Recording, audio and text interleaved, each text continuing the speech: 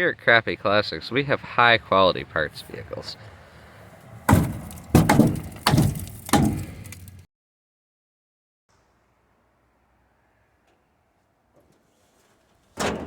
Welcome back to Crappy Classics, and in today's video, we're going to get this 1987 GMC a bit closer to being on the road.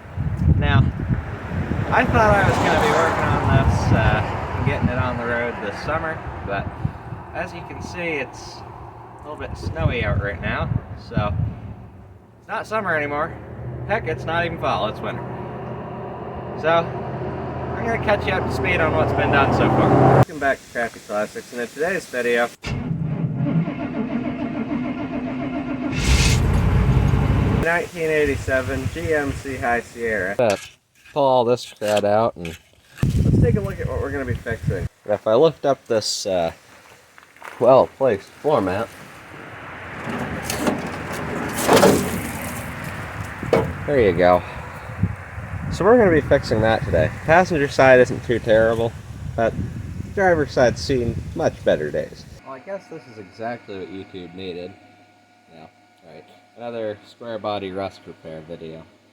So what I'm doing here is making my own rust repair panel because I messed up the one I bought. This is actually going way better than how it was going with the rust repair panel I paid money for.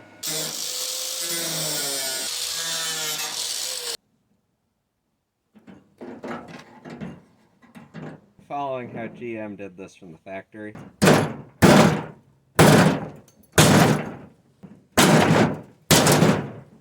There we go, that's the corner.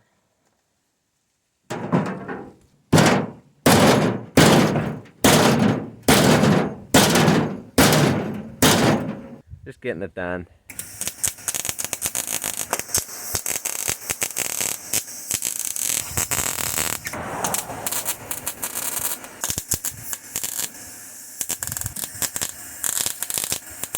That's better than it was.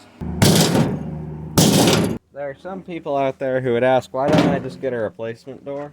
The simple answer to that question is, this is the original door to the truck, and I'm too cheap. Gonna do a little bit at a time till it's done. People from the south probably think I'm insane trying to fix a door like this, but believe it or not, this isn't that terrible for Maine.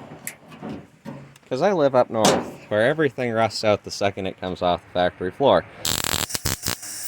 Got this door mounted back on. Not the most beautiful thing in the world, but it's not terrible. It lines up okay. There's supposed to be more cab corner there. Trust me, it's just gone. That's next thing I'm gonna fix. Well, that escalated quickly, and as you can see behind this fender mount, there's a little bit of a mouse nest. So I gotta pull all this crud out and get back to work. I gotta weld a nut to the back of this and flip it back up, weld it in solid, and it'll be all good to go.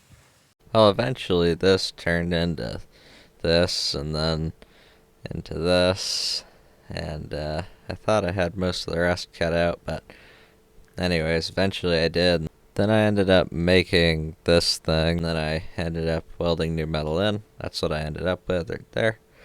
It's not bad. There's certainly been better, but it's a lot better than a massive rust hole.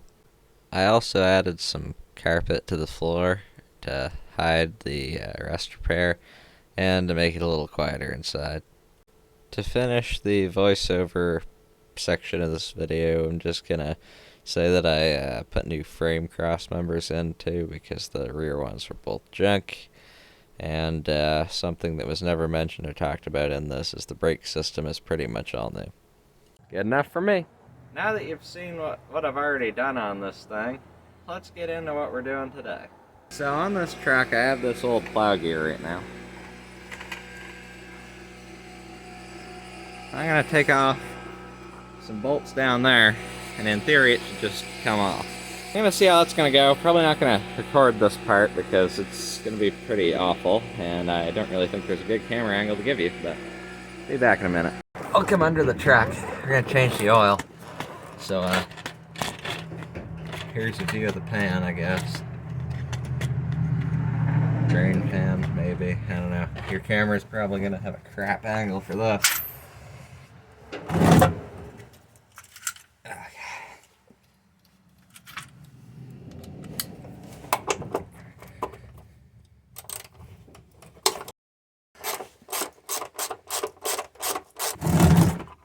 There we go. She's a farm.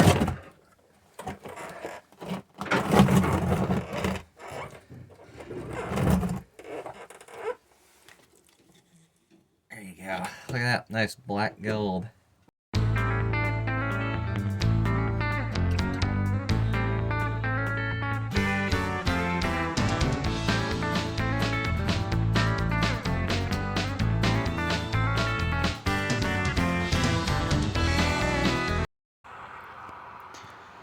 The plow gear's finally off it. I've also got a brand new copper gasket for that drain plug. Let's put that back on.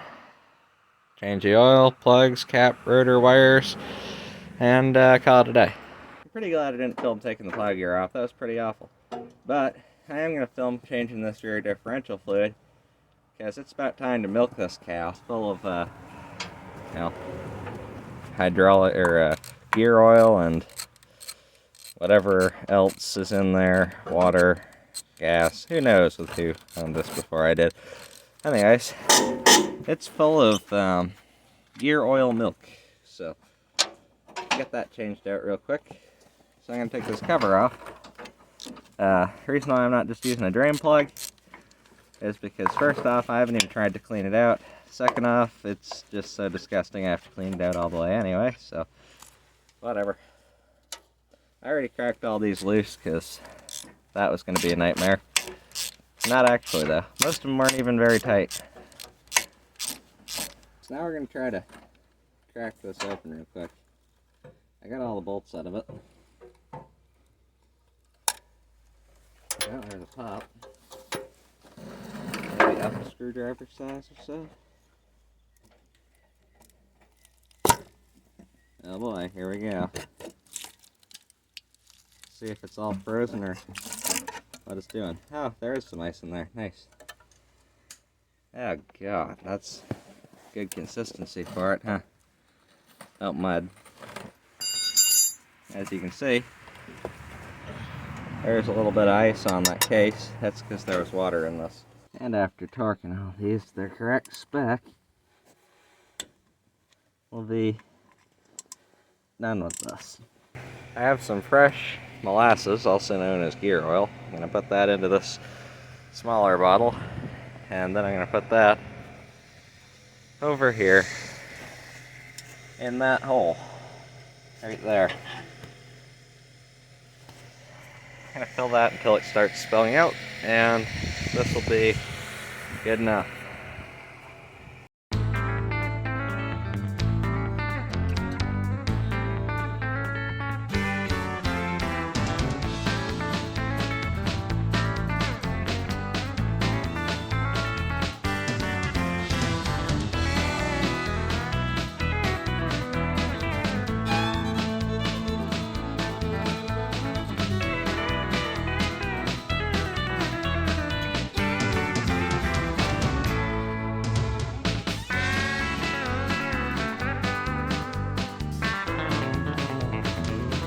Sorry about this lighting, it's awful, but I just wanted to end this video today since I haven't put out a video in like 3 months, and there's been a bit of work put into this truck since then.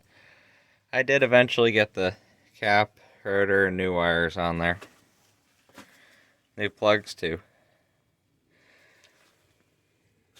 I'm to the point with this truck where I can just get up in here, turn the key on,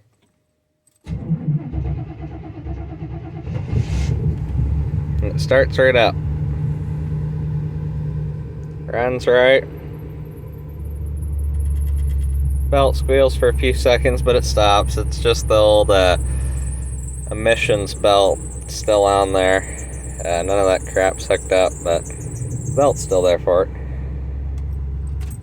She's a pretty good truck now.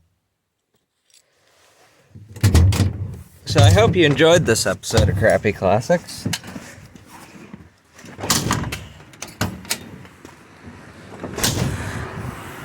There you go. Gotta give her the square body shot. Got the whole exhaust system on there too. But I hope you enjoyed this episode of Crappy Classics, and see you in a few weeks in the video of the bed for this.